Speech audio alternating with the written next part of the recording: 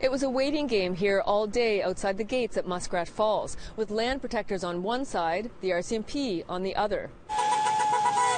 On Monday, the police blocked access to the highway leading here. Once the road was open again, people flooded back in. We're sitting on Muskrat Falls. We have the resource that they want. We have the power that they need.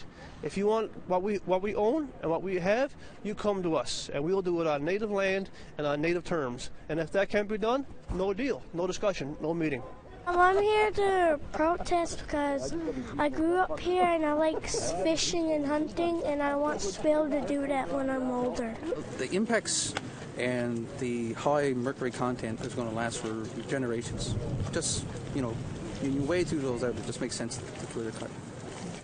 Muskrat Falls is a massive hydroelectric project on the lower Churchill River in Labrador. Nalcor, a provincially owned corporation, was set to begin initial flooding in mid-October. The Inuit fear the trees and topsoil left in the reservoir will create methylmercury, a toxin that will flow downstream and contaminate traditional food sources. The amount of methylmercury that will come into our waters, our way of life will be gone. Our food subsidy, things that we've done with our people for years, and a government thinks they can just come in and take that away, and it's not going to happen.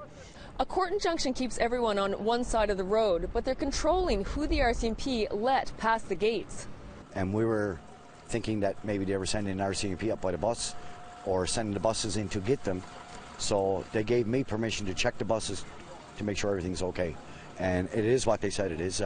These buses are empty. Well, the first two anyway that I went aboard and observed. Inside, around 50 people are still occupying the Muskrat site. Over the weekend, they cut the padlocks and marched past the gate, breaching the court injunction. Daniel Sims was one of those inside. He came out today because he has to go to work. The RCMP took his information, but no charges yet.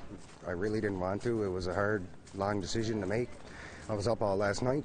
I want to be in there with them. I want to keep fighting for the people who's starving for this. He's one of us on the inside! Sims told the crowd outside that only essential work was happening inside Nalcor operations and no construction. He said people are still in good spirits. It's a peaceful protest.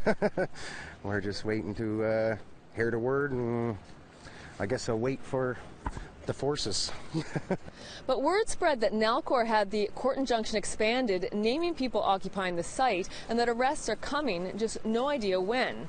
People are also waiting on word of a meeting between Premier Dwight Ball and Inuit leaders in St. John's. No one's optimistic on the outcome.